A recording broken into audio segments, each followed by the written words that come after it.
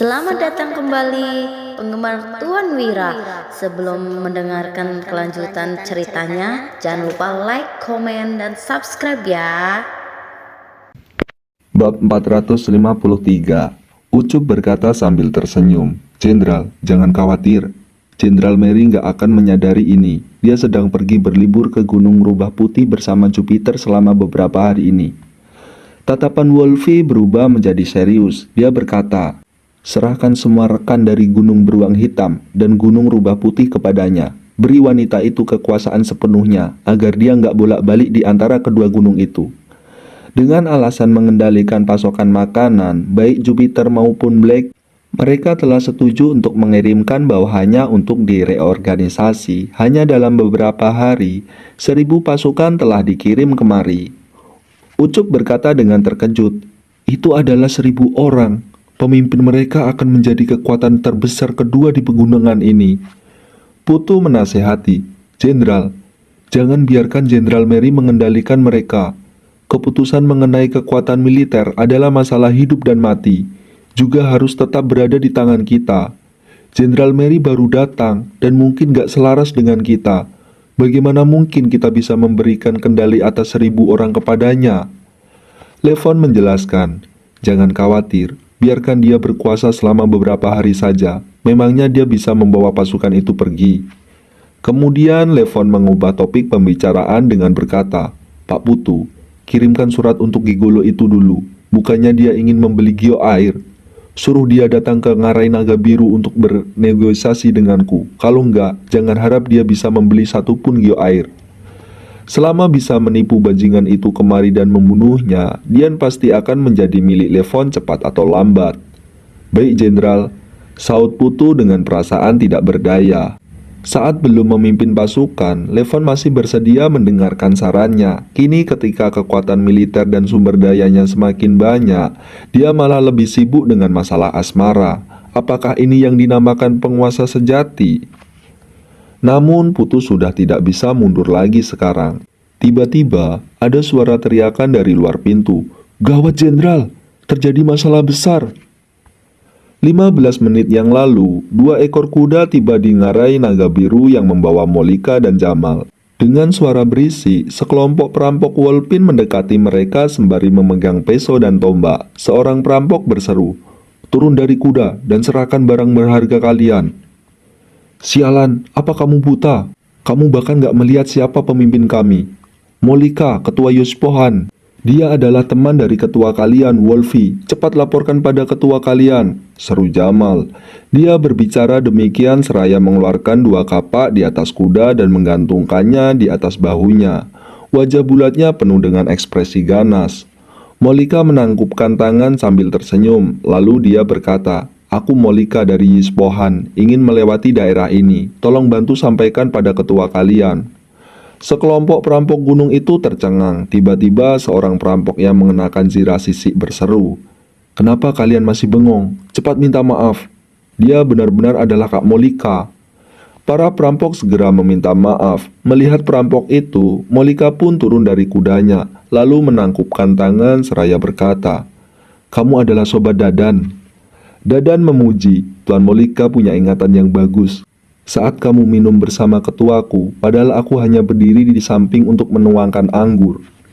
Dadan yang kini menjadi pemimpin tim tampak menangkupkan tangan dan membungkuk dengan penuh semangat. Kemudian dia melanjutkan, "Gak disangka, Tuan Molika ternyata mengingat namaku."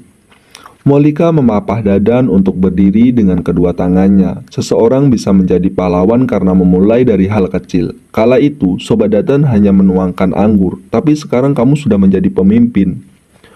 Pujian terselubung di balik kata-kata itu membuat Dadan sangat senang. Dia pun berinisiatif untuk membawakan kuda Molika sambil berkata, "Tuan Molika, apakah kamu datang kali ini untuk mencari Jenderal Mary?"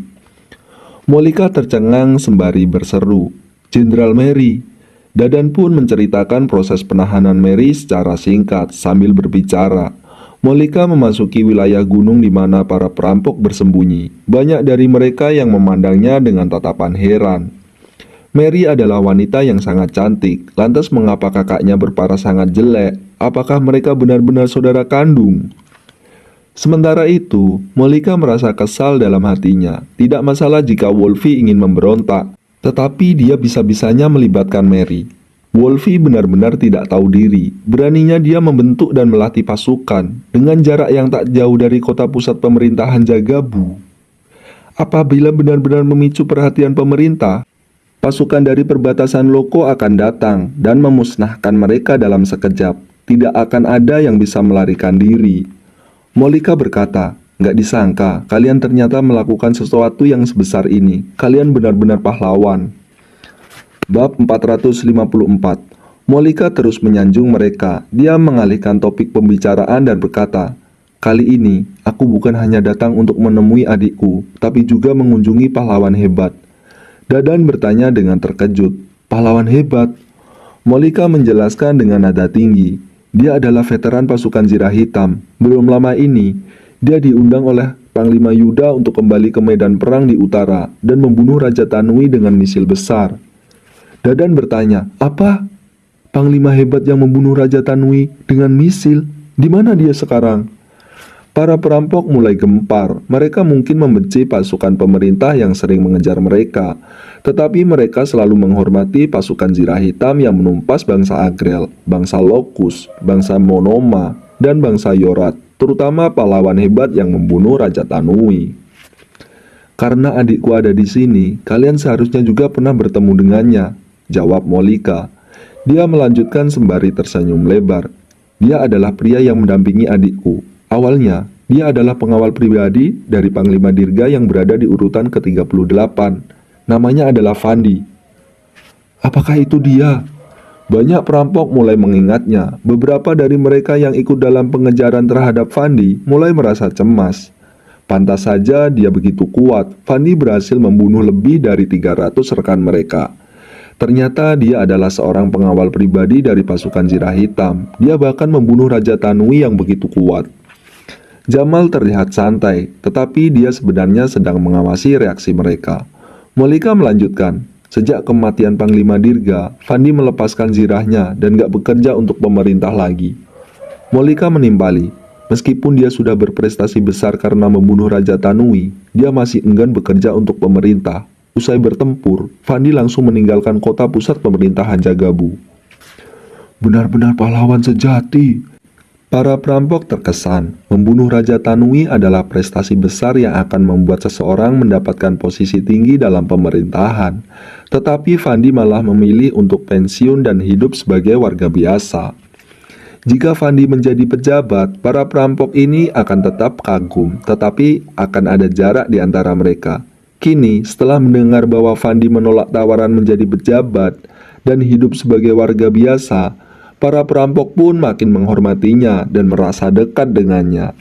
Dadan tak kuasa bertanya, "Kalau begitu, bagaimana Tuan Molika dan Jenderal Mary bisa kenal dengannya?"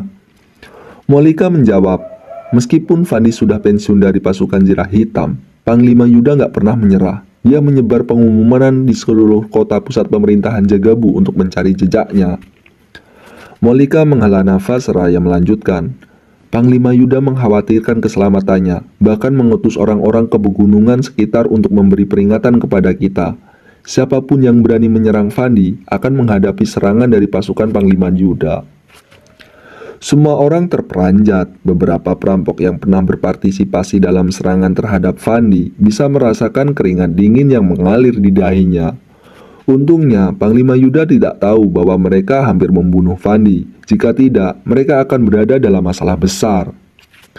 Molika pun melanjutkan ceritanya. "Ketika dia melewati Yispohan, kami mengenali dia, lalu adikku ingin belajar teknik panahan darinya. Awalnya Fandi menolak, tapi adikku bersikeras mengikuti dia. Aku nggak bisa membiarkan adikku sendirian. Jadi aku juga mengikutinya. Akhirnya aku menemukan bahwa dia sedang bekerja untuk seorang pemuda." Dadan dan banyak perampok mendengarkan dengan sangat penuh perhatian. Molika berkata, "Kali ini aku pergi mengunjungi pemuda itu dan mengetahui bahwa pasukan Panglima Yuda juga telah menemukan mereka. Panglima Yuda akan kembali ke ibu kota kerajaan untuk melaporkan tugasnya, dan dia berencana membawa Fandi bersamanya untuk bertemu dengan raja." Pemuda itu menyuruh mereka untuk datang ke Ngarai Naga Biru, timpal Molika. "Apa? Banyak perampok yang pernah berpartisipasi dalam pengejaran Fandi tampak sangat terkejut. Dadan juga merasa cemas hingga dahinya bercucuran keringat dingin. Kemudian dia berkata, "Tuan Molika, Jenderal Mary berada di Ngarai Naga Biru sekarang. Tapi pahlawan Fandi sudah meninggalkan tempat ini beberapa hari yang lalu." "Bagaimana bisa? Aku nggak bertemu dengannya di perjalanan."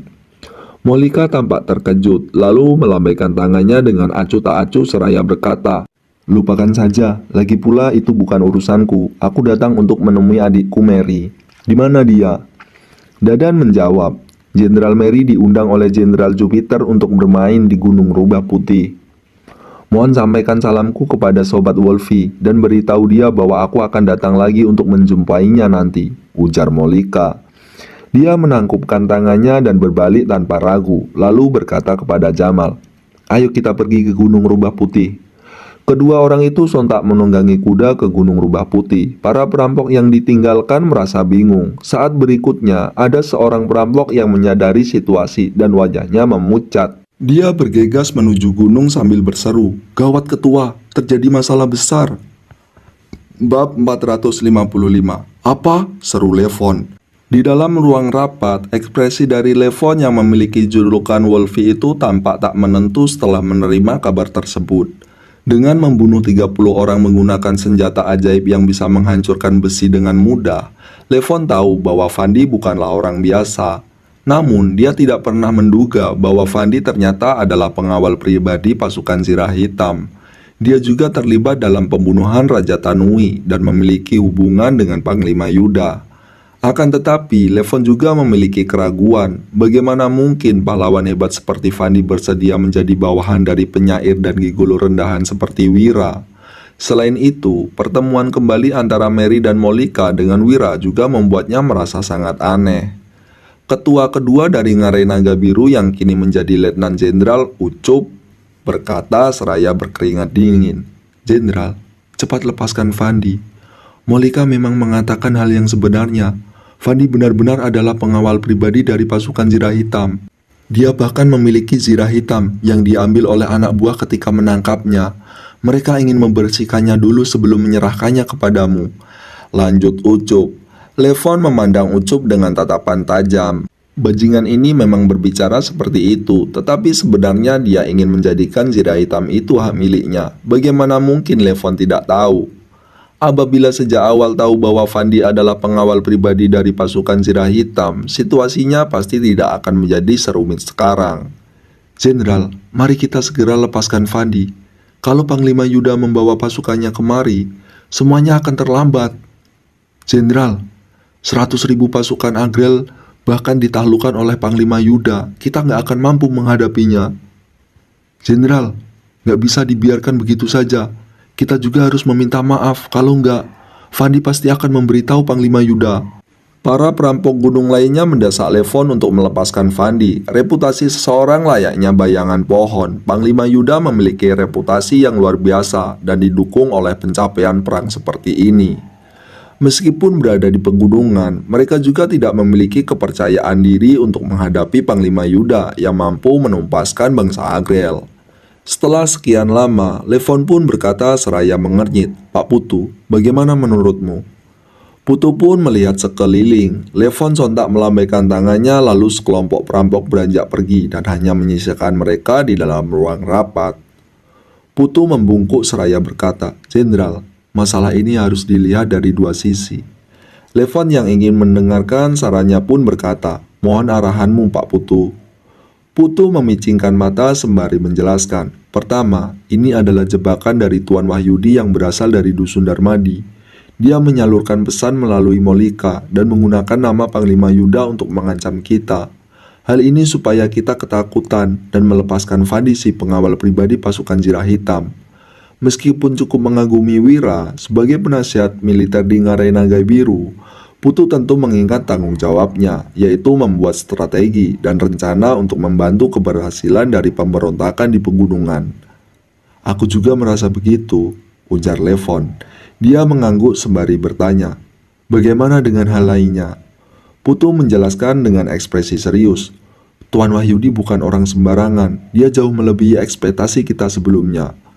Levon berbicara dengan nada meremehkan. Bukannya dia hanya cendekiawan yang pandai menulis puisi rendahan.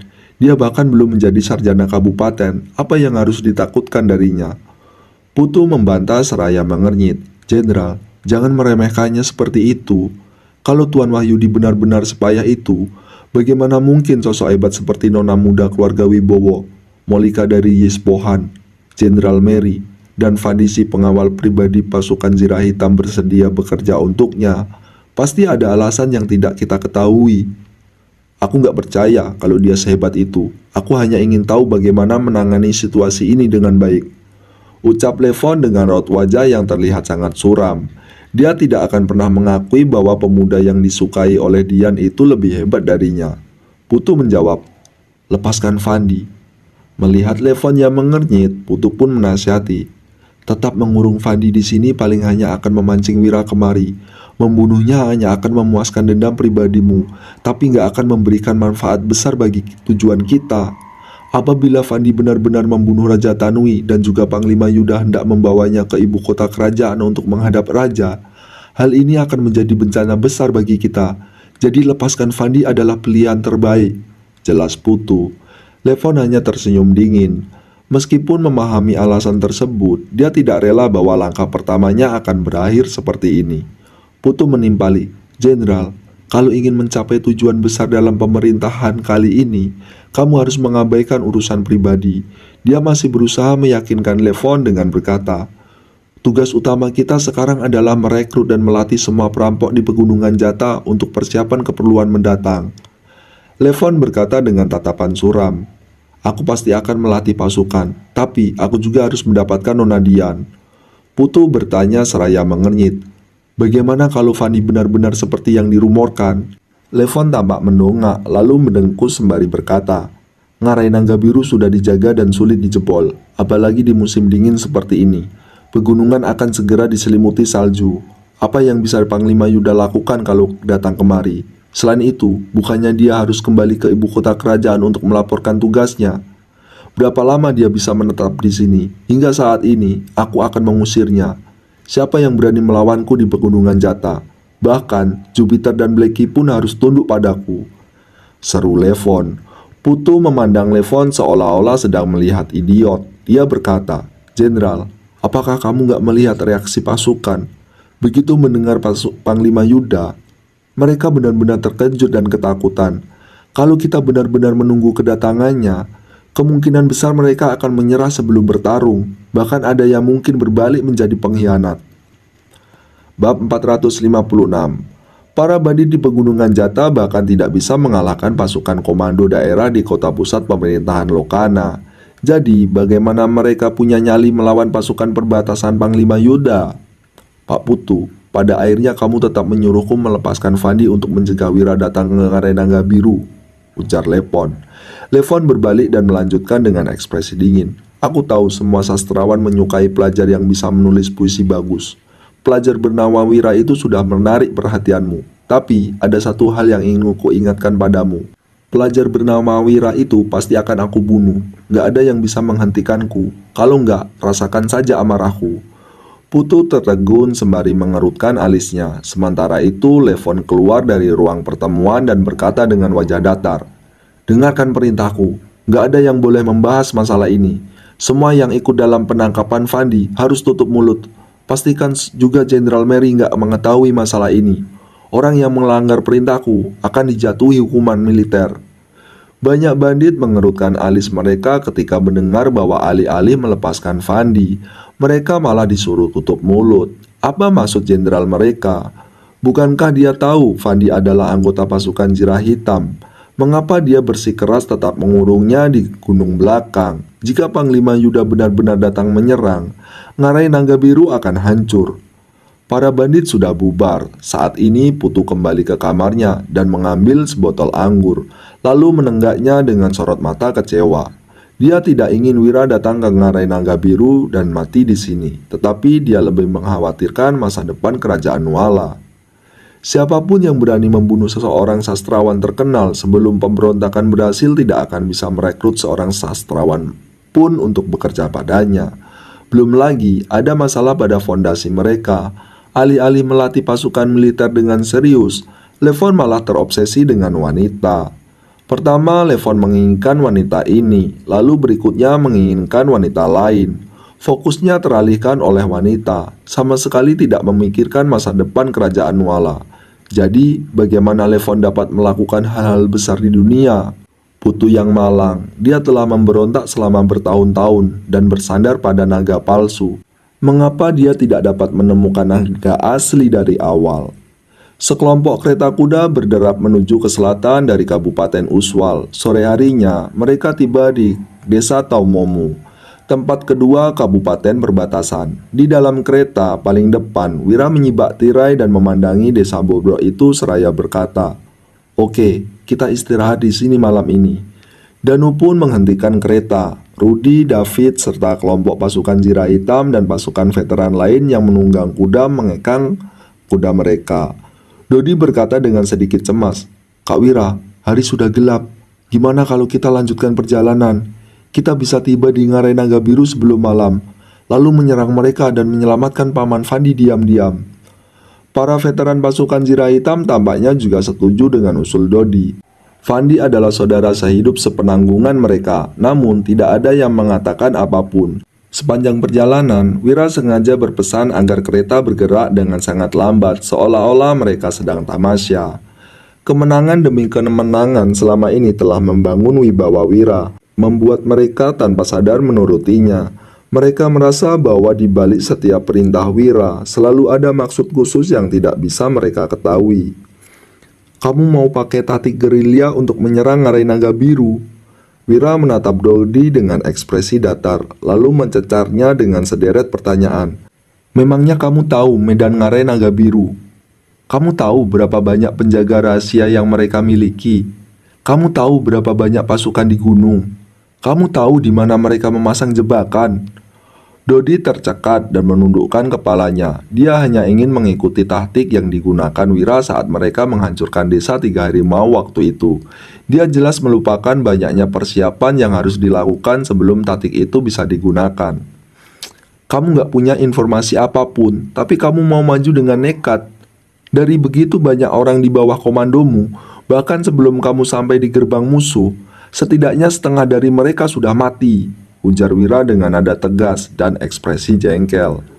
Dodi ini terlalu nekat, tetapi masih saja ingin pergi ke ibu kota. Itu adalah tempat paling berbahaya di kerajaan Nuala.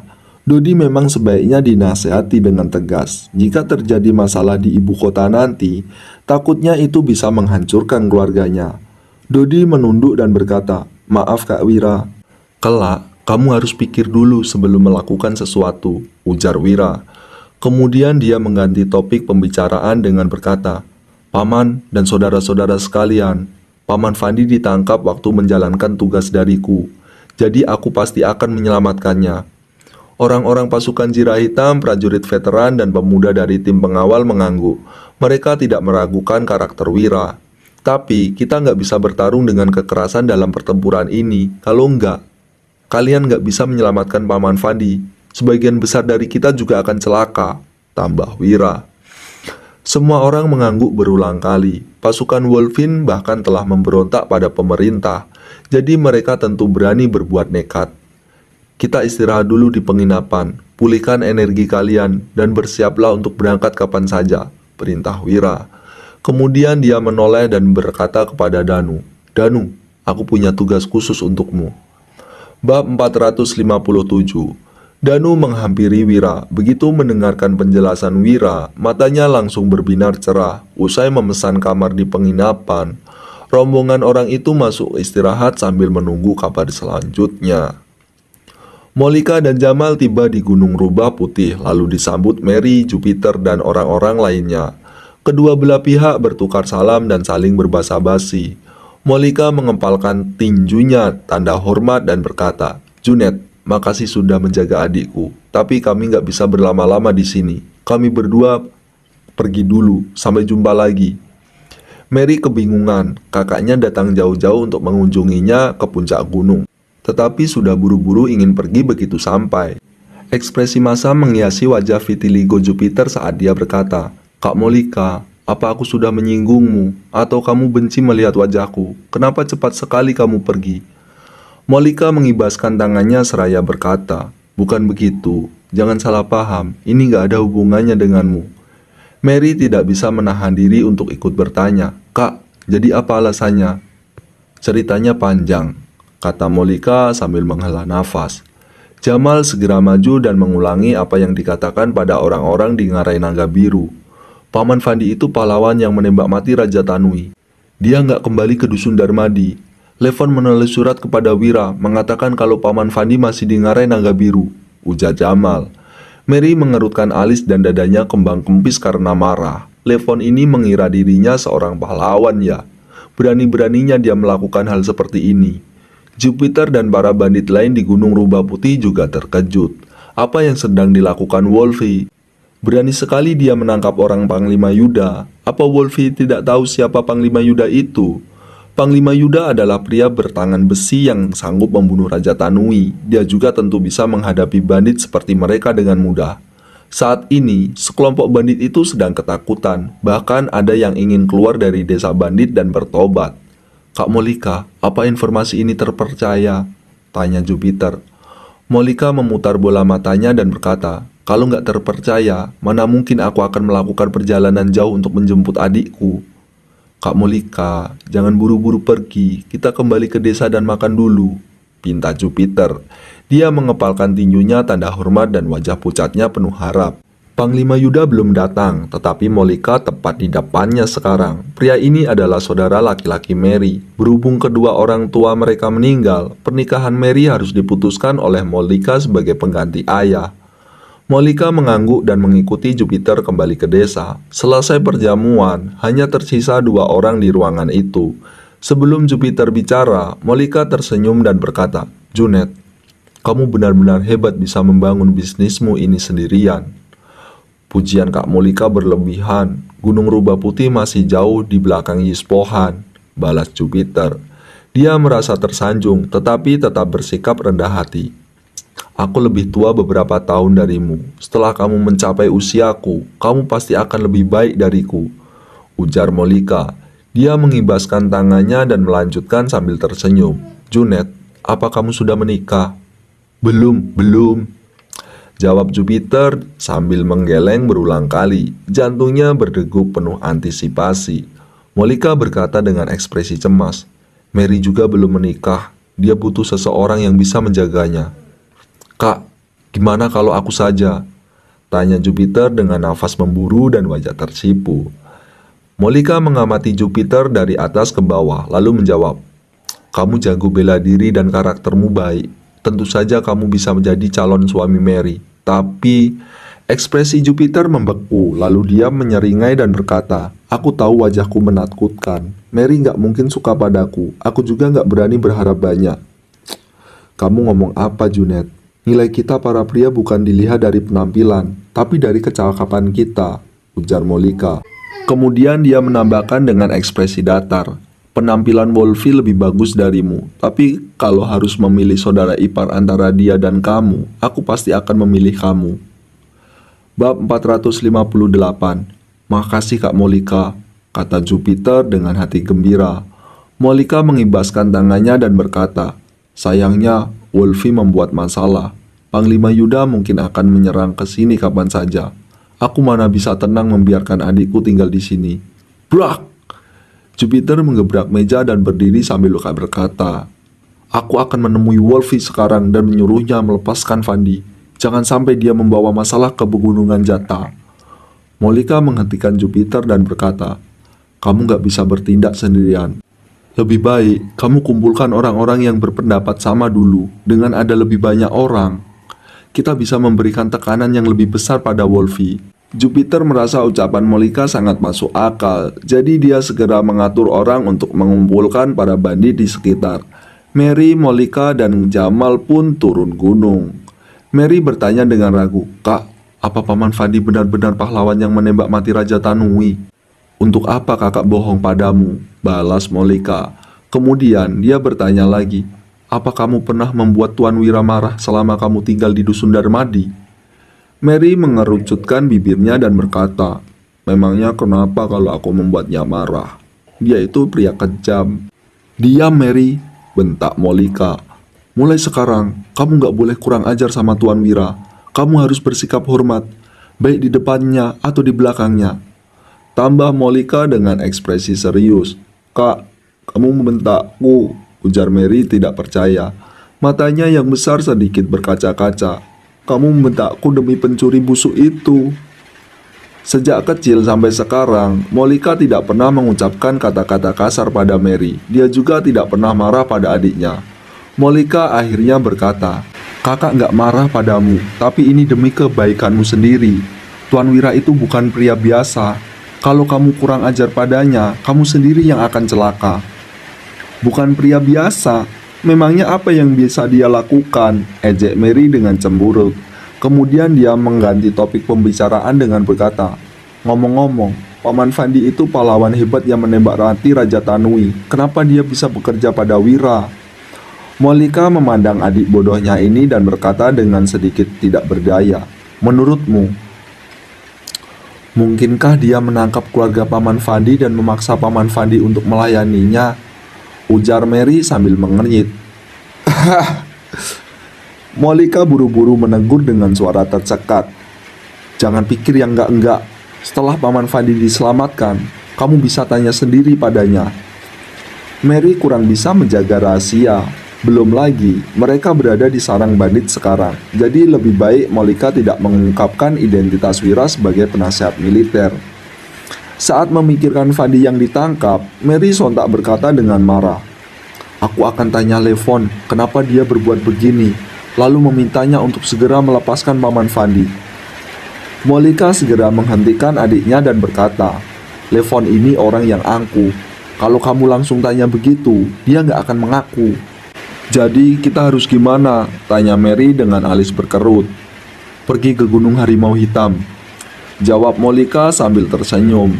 Makin banyak bandit yang tahu masalah ini, makin besar tekanan kepada Levon. Kalau dia nggak sanggup bertahan, dia pasti akan melepaskan Paman Fandi. Mary tertegun sejenak, lalu menganggukkan kepalanya. Jamal yang sedari tadi hanya diam pun berkata, Ketua Molika, berapa banyak bandit yang ada di Ngarai Naga Biru? Ada berapa banyak penjaga rahasia yang jaga malam? Dan berapa banyak jebakan yang dipasang di sana? Apa kamu tahu tentang hal-hal ini? Kenapa kamu menanyakan hal ini? Kamu ingin menyerang Ngarai Naga Biru pada malam hari ya? Ujar Mary dengan kaget. Mary mendengkus pelan, lalu menjawab dengan santai. Ada 4.000 orang di sini, tapi hanya 3.000 orang yang bisa bertarung. Sisanya wanita, anak-anak, dan orang tua. Kalau petugas jaga malam, setauku ada 3, masing-masing pakai kata sandi yang berbeda di malam hari. Kalau jebakan, ada kayu gelondongan dan batu besar di jalan gunung untuk mencegah serangan dari orang luar. Wolfie, Jupiter, dan Blackie sama-sama mendambakan Mary. Hampir tidak ada informasi yang disembunyikan darinya. Jadi gadis itu bisa mengetahui detail ketiga desa bandit dengan cepat. Jamal mencatat penjelasan Mary dalam hatinya, lalu menanyakannya beberapa informasi lain. Setelah itu, dia membawa kudanya berbalik dan kembali ke arah kedatangannya. Mary mengernyit dan berkata, Kak Jamal, kamu pergi kemana? Kamu akan tahu nanti. Ayo kita juga harus bergegas ke tujuan berikutnya, ujar Molika dengan wajah datar. Mendengar ini, Mary mengernyit dan berkata, Kak, apa sekarang kamu juga memihak Wira dan bekerja untuknya? Memangnya kenapa kalau iya? Ujar Molika sambil menyeringai. Bisa bekerja untuk Tuan Wira itu kehormatan bagi kita berdua. Mary memanyunkan bibirnya, entah ramuan ajaib macam apa yang telah diminumkan Wira kepada kakaknya, sehingga membuatnya mengatakan hal seperti itu. Merupakan suatu kehormatan untuk bekerja bagi Wira. Dia toh bukan pahlawan yang mengalahkan pasukan bangsa Agrel. Bab 459. Molika dan Mary tiba di Gunung Beruang Hitam dengan menunggangi kuda, lalu disambut hangat oleh Jaka alias Blackie. Molika mengulangi kata-kata yang diucapkannya sebelumnya pada Jupiter. Sialan, Wolfie brengsek, beraninya dia menangkap Paman Fandi, umpat Blackie. Kemudian dia berkata dengan sedikit kaget, Paman Fandi hebat banget, ternyata dia yang menembak mati Raja Tanui. Pantas saja aku merasa dia sangat luar biasa saat pertama kali melihatnya. Mary mengerucutkan bibirnya dan berkata, Jadi apa rencanamu? Tentu saja aku akan membawa orang untuk menyelamatkan Paman Fandi, ujar Blacky sambil menepuk dadanya. Kemudian dia menyeringai lagi dan berkata, tapi sekarang sudah kemalaman, kita nggak bisa pergi hari ini. Kita pergi besok pagi saja, gimana? Matahari sudah terbenam, jadi Mary dan Molika tidak keberatan. Hari itu, mereka bermalam di Gunung Beruang Hitam. Blacky menjamu Molika dengan alkohol dan berbagai hidangan. Setelah perjamuan berakhir, Mary pergi beristirahat, sementara Molika dan Blacky lanjut minum-minum. Blacky yang tinggi dan Molika yang bertubuh pendek saling merangkul. Blacky membungkuk dan meringkukkan badan sebisanya untuk memudahkan Molika merangkulnya. Molika yang sedikit mabuk berkata, "Jaka, bisnismu sudah begini solid di usia yang begitu muda. Masa depanmu pasti cerah." "Kak Molika, justru kamu yang hebat.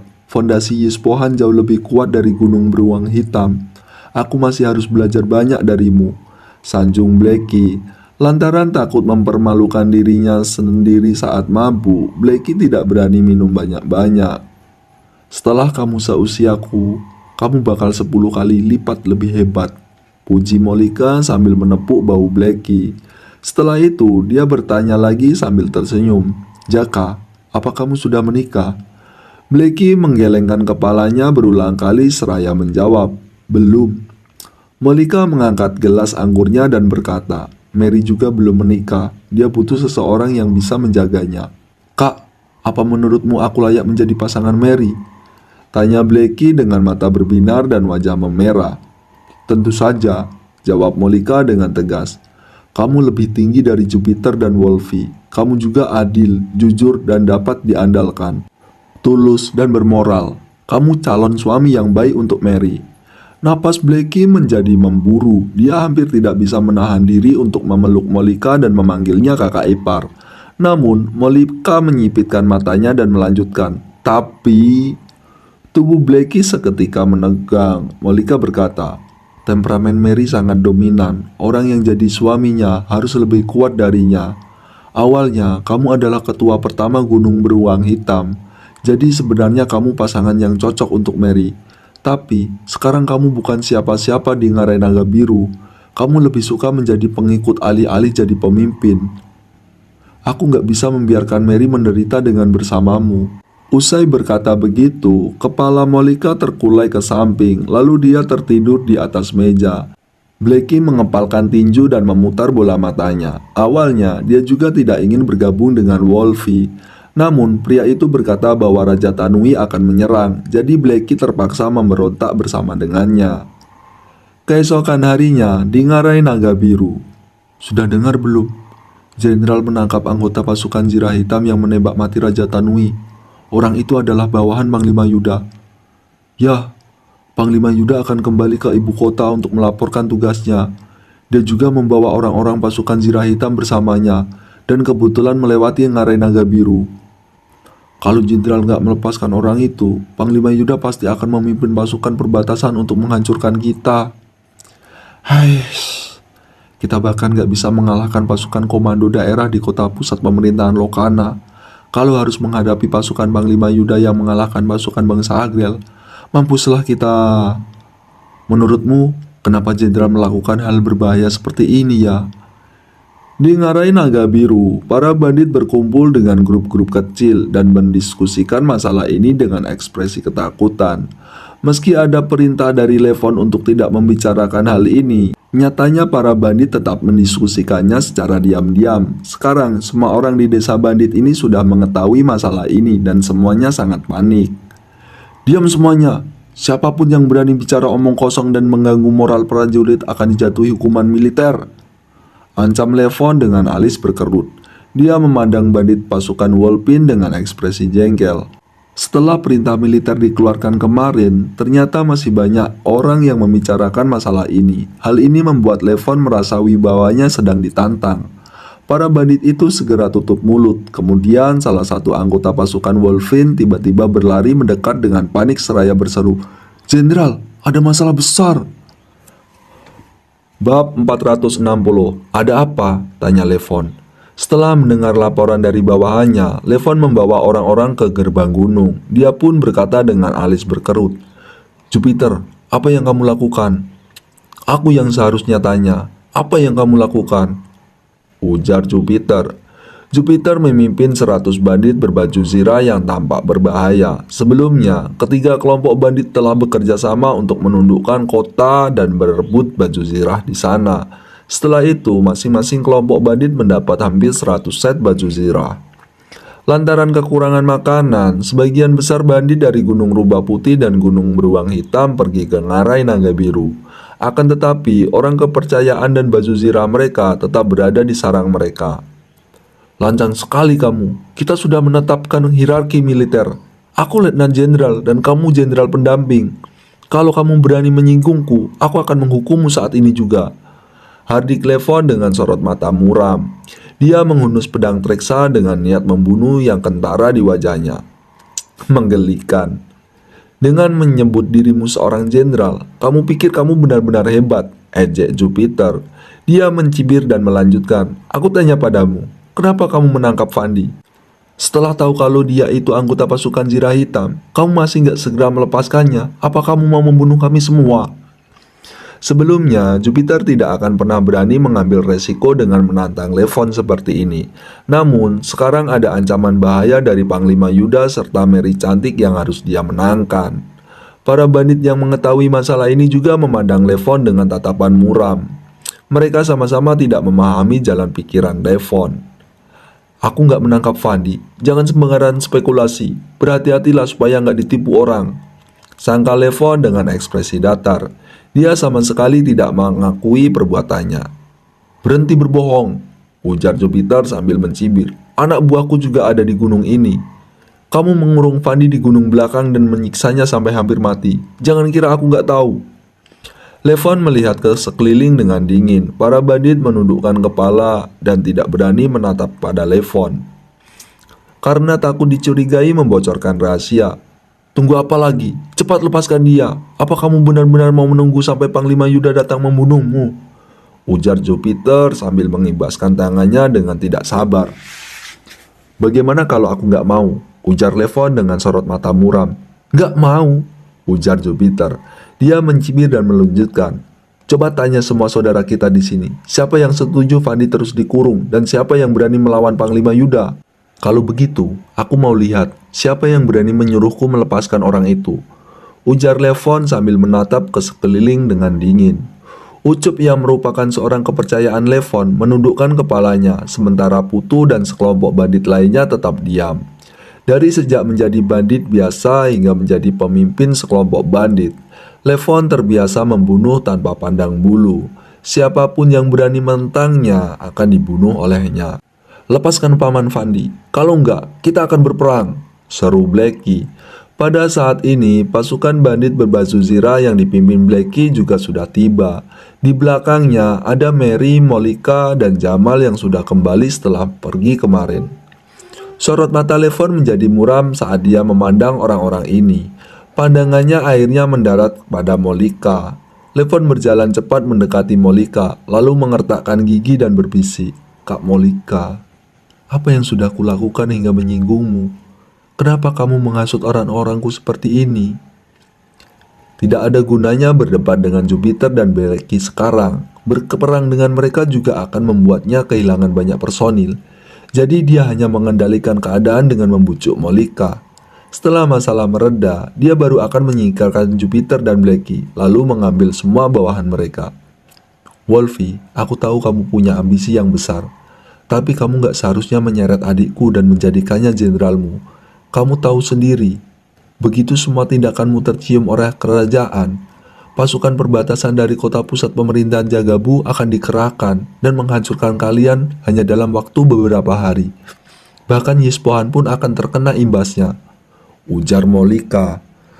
Molika melanjutkan dengan ekspresi datar. "Selain itu, Panglima Yuda bahkan memanggil Fandi dengan panggilan paman.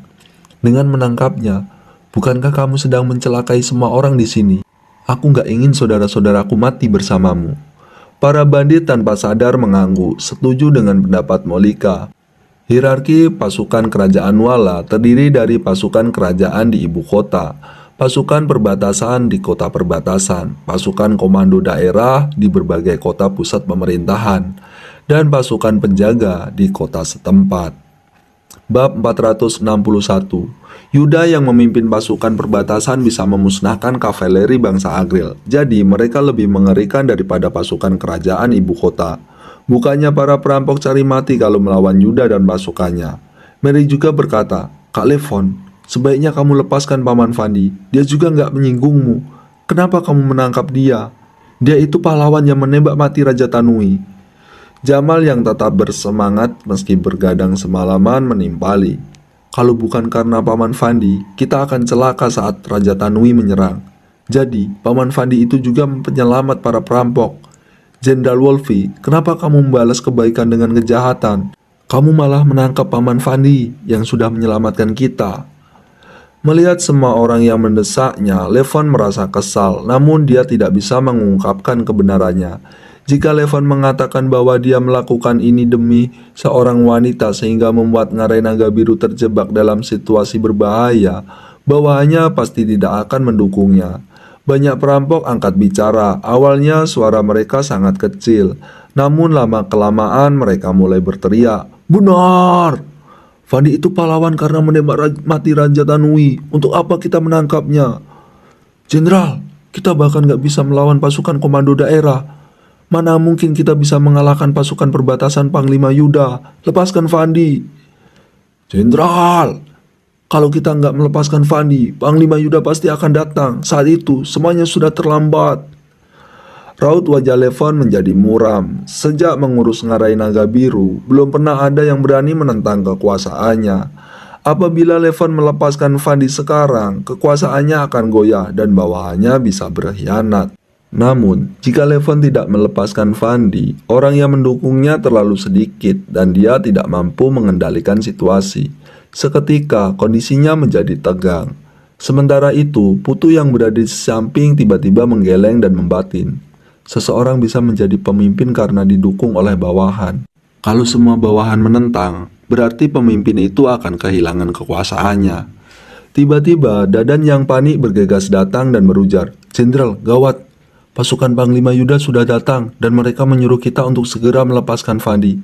"Apa?" seru Levon yang ekspresinya berubah drastis. Kemudian dia bertanya lagi, "Apa kamu sudah memastikannya?" Dadan yang berkeringat dingin menjawab, "Sudah. Memang pasukan Panglima Yuda yang datang. Mereka datang membawa bendera yang bertuliskan Utari. Pasukan yang datang memakai baju zirah hitam dan sisik." Semua perampok panik. Apa yang paling mereka khawatirkan pun terjadi. Pasukan Panglima Yuda sudah datang. Jupiter mengeluarkan pedang lalu berujar dengan geram, "Aku sudah bilang, cepat lepaskan Fandi. Kamu malah menundanya sampai pasukan Panglima Yuda datang." Blackie menimpali, "Wolfie, cepat lepaskan Paman Fandi. Jangan menunda-nunda lagi. Apa kamu berani melawan pasukan perbatasan?" Mary juga berkata, "Kak Levon, belum terlambat kalau kamu melepaskan Paman Fandi sekarang." Molika dan Jamal saling bertatapan. Mereka terlihat seperti menyembunyikan trik licik. Para perampok yang panik ikut berteriak, "Jenderal, cepat lepaskan Fandi. Kalau nggak melepaskan Fandi, kita nggak akan sanggup melawan pasukan Panglima Yuda. Jenderal, jangan menunda waktu lagi. Cepat lepaskan Fandi." Kemudian Levon yang memimpin berkata, "Aku nggak percaya pasukan Panglima Yuda datang begitu cepat. Ikuti aku." Ucup melambaikan tangan lalu segerombolan perampok mengikuti di belakang sambil memegang senjata. Jupiter, Blackie, Mary, Molika, Jamal, dan Putu juga mengikuti mereka. Di kaki gunung ada sebuah kereta kuda. Wira yang memakai baju zirah sedang menunggangi kuda tempur.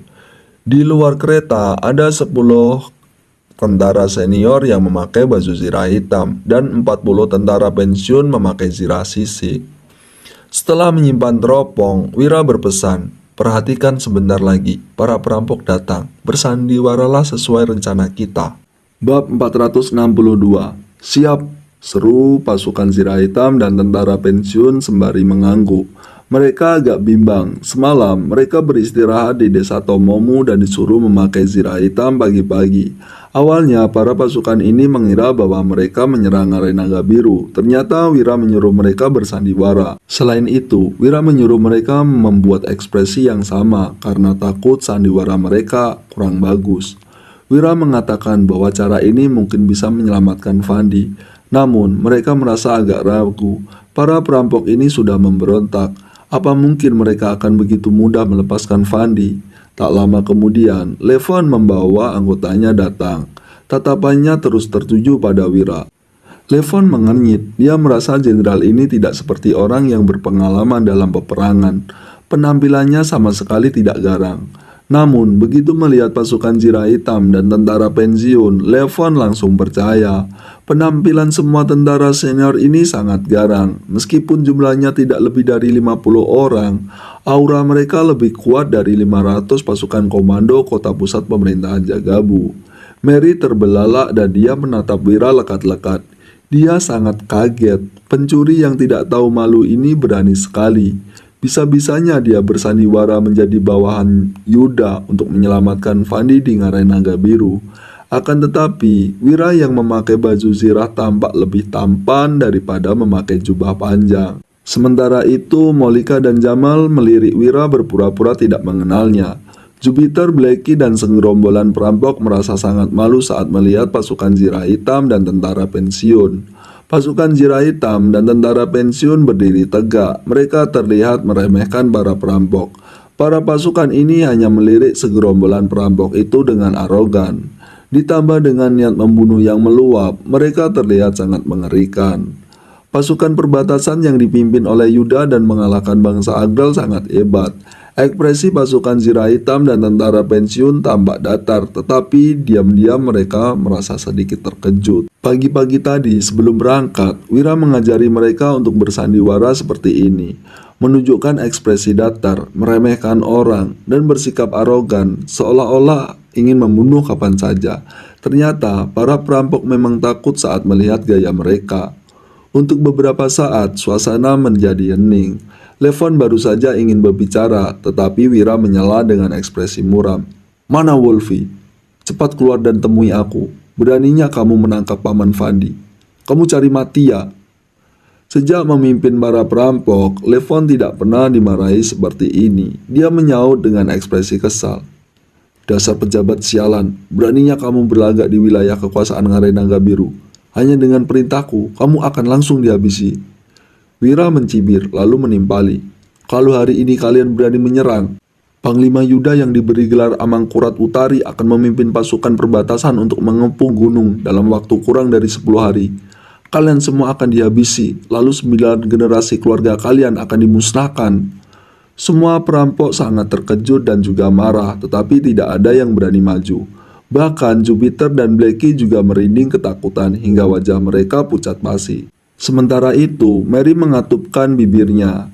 Pencuri ini memang pandai bersandiwara, benar-benar mirip dengan orang kaya yang arogan. "Panglima Yuda sudah diberi gelar Amangkurat," seru Levon yang melirik ke samping.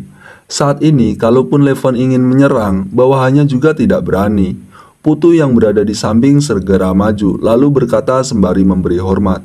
"Jenderal, aku tahu pasukan yang dipimpin Panglima Yuda sangat hebat. Jadi, mengalahkan kami itu hal yang sangat mudah bagi Panglima Yuda.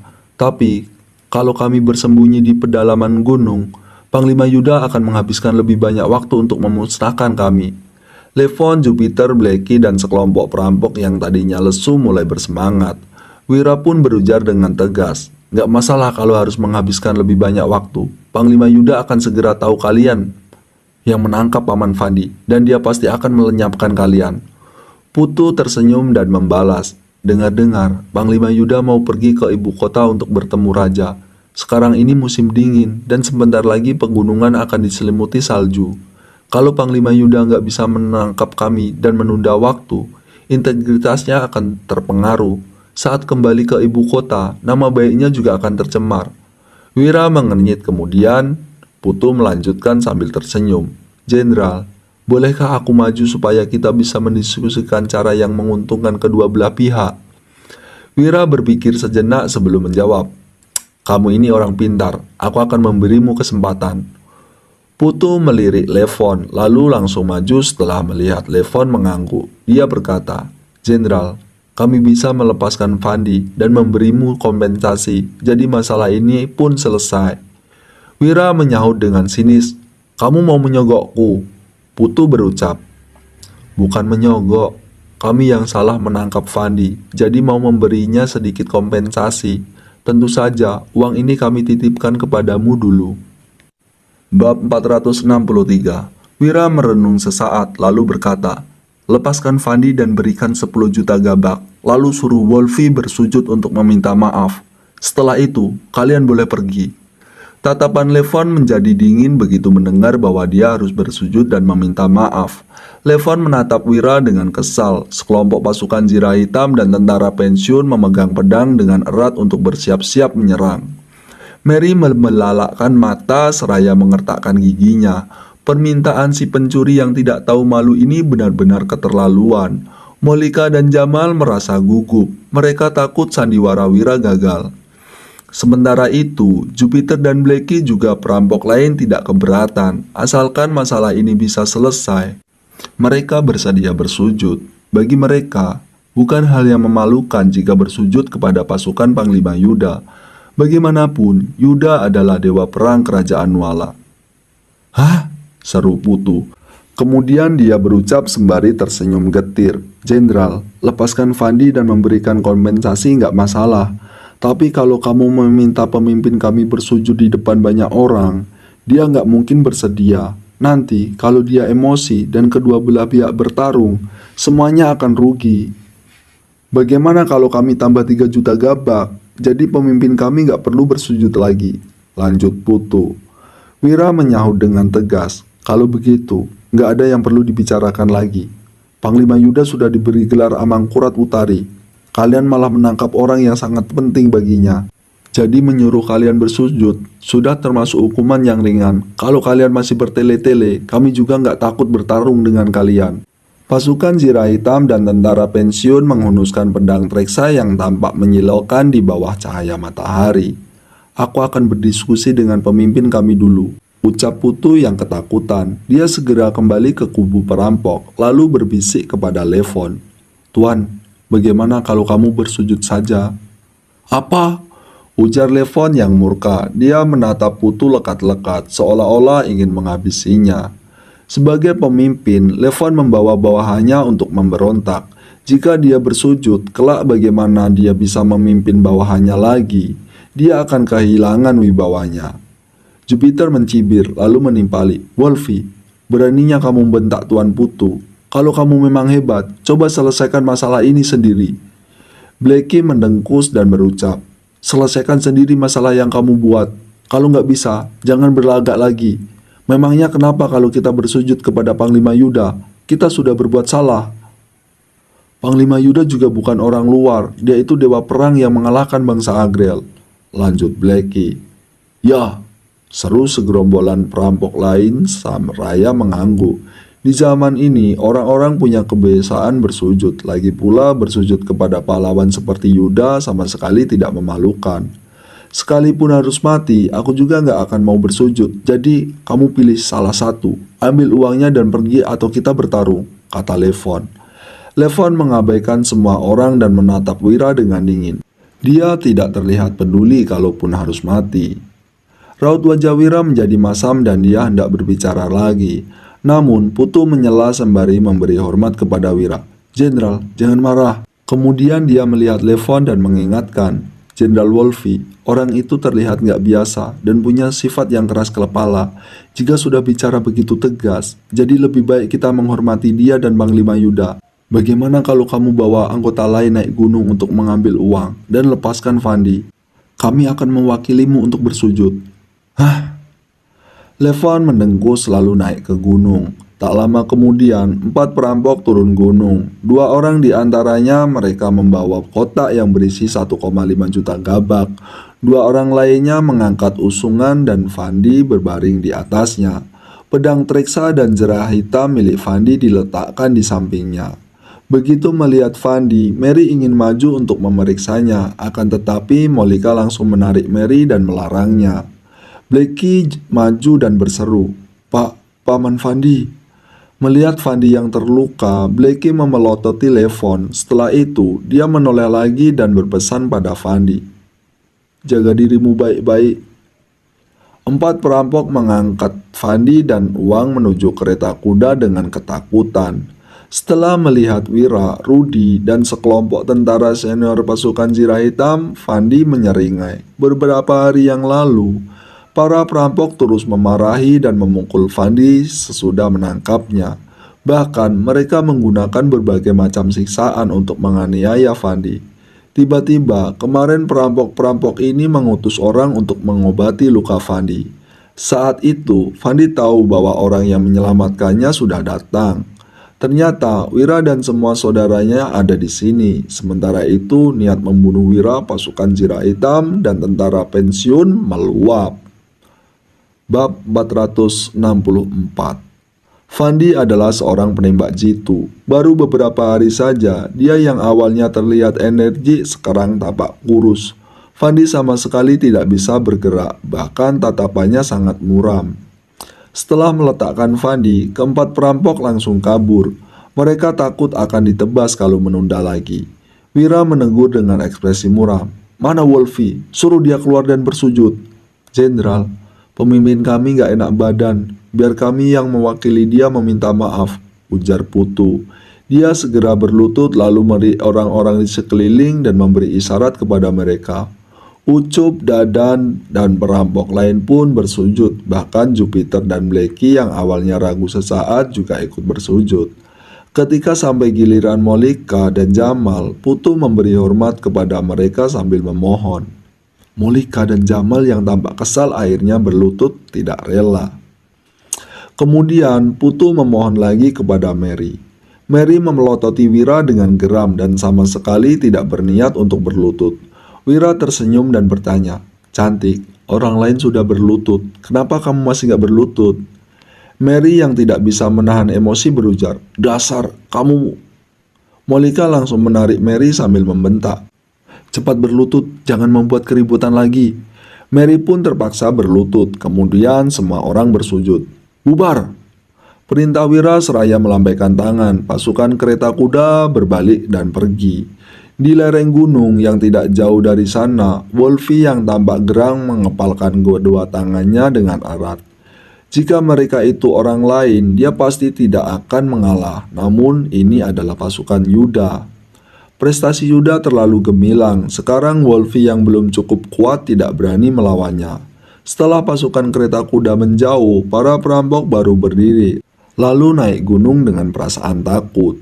Sebagian besar perampok mulai berbisik-bisik dan mencari alasan atas keputusan mereka untuk berlutut tadi.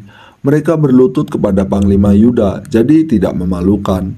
Tiba-tiba, Molika yang berjalan ke belakang berujar, "Mary, nanti saat bertemu Wolfie, kamu sudah boleh memberitahu dia identitas tuan yang sebenarnya." Ekspresi Mary berubah drastis. Dia menyaut, "Kak, apa maksudmu? Kemarin, kamu menyuruh Jamal pulang lalu menyuruhnya kembali lagi saat tengah malam. Sebenarnya, apa yang kamu rencanakan?" Jamal menjelaskan, "Nona Mary, Tuan Molika nggak mungkin mencelakaimu. Kamu ikuti saja perintah Tuan Molika. Nanti, setelah masalahnya selesai, kami baru beritahu kamu." Mary pun naik gunung sambil mengernyit. Meskipun ekspresi segerombolan perampok yang menaiki gunung terlihat masam, mereka tetap merasa lega. Fandi sudah dilepaskan dan jenderal itu telah menerima uang. Akhirnya masalah ini selesai. Para perampok mulai menyisingkan lengan baju mereka, lalu berkomentar dengan arogan. Sama sekali tidak terlihat ketakutan seperti saat di kaki gunung tadi. "Hari ini yang datang itu pasukan Panglima Yuda. Kalau enggak, sekalipun raja yang membawa pasukan, aku juga enggak akan menghormatinya dan bersujud." "Iya, Panglima Yuda itu dewa perang yang mengalahkan 100.000 kavaleri bangsa Agrel. Jadi, gak memalukan kalau bersujud kepada mereka." "Benar, kalau pasukan komando kota pusat pemerintahan Jagabuyang datang, kita pasti sudah bertarung dengan mereka sejak awal." Sementara itu, Wolfie yang kembali ke ruang rapat sama sekali tidak bicara. Putu yang berada di sampingnya ingin membujuk Wolfie, tetapi tidak berani. Jupiter dan Blackie saling bertatapan, lalu tersenyum. Masalah yang terjadi hari ini memberikan pukulan besar terhadap kewibawaan Wolfie. Tiba-tiba, Mary berjalan masuk, lalu berkata dengan ekspresi gelisah, "Kak Levon, sebenarnya kamu ingin tahu bagaimana aku bisa kenal dengan Wira. Sekarang aku akan menceritakannya kepadamu." Jupiter dan Blackie mulai penasaran. Mereka sangat tertarik pada semua hal tentang Mary. Bab 465. Oh, sahut Levon yang sama sekali tidak tertarik. Dia sedang memikirkan bagaimana caranya untuk mengembalikan wibawanya. Membangun wibawa sangat mudah. Levon bisa membunuh orang untuk membuat bawahannya takut atau memenangkan peperangan agar dihormati semua orang. Kalau membunuh orang, Levon punya target. Setelah menghabisi Jupiter, kebetulan Blackie bisa mengendalikan seluruh kekuatan mereka. Adapun memenangkan peperangan, Levon tidak berani memikirkannya. Bagaimanapun, para perampok belum dilatih. Mary langsung menceritakan bagaimana dia ditangkap 2 kali oleh Wira secara garis besar. "Sebenarnya, aku itu Sandra si pencuri." Jupiter dan Blackie yang mendengarnya langsung terkejut. Wira itu memang hebat, bisa-bisanya dia menjebak Mary 2 kali di Isfahan. Levon merasa ada yang tidak beres. Dia mengenit seraya bertanya, "Jenderal Mary, untuk apa kamu menceritakan hal itu kepadaku?" Saat ini, Levon ingin fokus mencari cara untuk memperkuat kekuasaannya. Dia akan mengesampingkan masalah Wira untuk sementara waktu. Mary yang sedikit bersalah berkata, "Tadi itu jenderal palsu. Sebenarnya, dia itu Wira." "Apa? Dia itu pecundang yang bisa menulis puisi sampah," ujar Levon. Dia langsung berdiri dengan ekspresi kesal. "Dia itu Tuan Wahyudi," seru Putu yang tercengang. Dia benar-benar salut pada Wira. Wira memang benar-benar berbakat. Dia bahkan berani melancarkan siasat seperti ini. Wira merupakan orang yang sangat pintar. Para perampok lainnya juga marah. Ternyata mereka ditipu oleh sekelompok orang yang bersandiwara. Mary tertegun sejenak sebelum berucap, "Aku nggak tahu dia bisa menulis puisi atau nggak. Pokoknya dia itu Wira dari Dusun Darmadi. Dia sama sekali bukan bawahan Panglima Yuda." "Mary, jangan bicara sembarangan," teriak Molika yang tiba-tiba menerobos masuk. Kemudian dia melanjutkan perkataannya dengan ekspresi panik. "Wolfie, jangan dengar ucapan Mary. Dia nggak tahu situasinya, jadi bicara sembarangan." Levon memelototi Molika sambil membentak, "Kak Molika, bisa-bisanya kamu menipuku. Kenapa kamu membantu dia untuk menipuku? Sebenarnya, Fandi itu orang yang menembak mati Raja Tanwi atau bukan?" Molika menjelaskan, "Dia memang pengawal pribadi dari pasukan Zirah Hitam. Tapi aku benar-benar nggak tahu apakah dia menembak mati Raja Tanwi atau enggak. Pencuri itu bilang Fandi menembak mati Raja Tanwi. Dia juga memberitahuku bahwa dia punya hubungan dengan Panglima Yuda, lalu menyuruhku membantunya bersandiwara untuk menyelamatkan Fandi. Kalau enggak, dia akan meminta Panglima Yuda menyerang Isfahan. Wolfie, aku bersalah padamu, jadi aku akan membayar semua kerugianmu hari ini 2 kali lipat. Kalaupun kamu mau membunuhku, juga nggak masalah. Tapi masalah ini nggak ada hubungannya dengan adikku. Tolong lepaskan dia." Lanjut Molika dengan canggung. "Pengawal, tahan Molika. Aku akan menghukumnya nanti." Perintah Levon dengan geram. Dia bangkit seraya membawa pedangnya. Lalu berujar, "Apa kalian rela bersujud kepada seorang penipu? Kalau nggak rela, ikut aku." Para perampok yang lain pun murka dan mulai berteriak, "Bocah sialan, beraninya menipu kami, kita habisi dia." "Benar, bunuh bocah itu, beraninya dia menyuruh kita bersujud pada dia, habisi dia." Jika perampok-perampok ini bersujud dan meminta maaf kepada Yuda, itu tidak masalah, namun mereka bersujud pada seorang penipu. Benar-benar memalukan. Melihat semua orang yang marah besar, Putu bergegas maju untuk menghentikan mereka. "Jenderal, tunggu. Sekalipun mereka itu penipu, mereka juga bukan penipu biasa. Baju zirah, pedang, dan kuda tempur mereka juga nggak biasa. Mungkin mereka benar-benar punya hubungan dengan Panglima Yuda.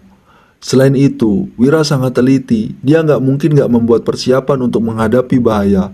Dia pasti menyiapkan rencana lain. Jangan mengambil resiko," lanjut Putu. Jamal yang terkejut melihat Putu sekilas. Orang ini cukup hebat. Dia tidak pernah berhubungan dengan Wira, tetapi tahu Wira suka menyimpan rencana lain. Putu ini bukan orang biasa. "Minggir!" teriak Levon yang mendorong Putu. Dia menegur dengan ekspresi muram. Kalau bukan karena kamu yang menghalangi, aku sudah menghabisi bocah itu sejak awal. Mana mungkin aku diperdaya seperti hari ini. Putu yang berbaring di lantai merasa kecewa. Dia merencanakannya semua ini dengan tulus, tetapi malah dimarahi oleh Levon di depan umum. Levon tidak menghargai upaya Putu yang berusaha membantunya. Kenapa dia bisa bekerja untuk memimpin seperti ini? Kalian semuanya yang merasa nggak rela, ikut aku. Kita habisi pecundang yang menulis puisi sampah itu untuk melampiaskan emosi kita hari ini. Teriak Levon. Dia membawa segerombolan perampok untuk mengejar Wira dengan niat membunuh yang meluap.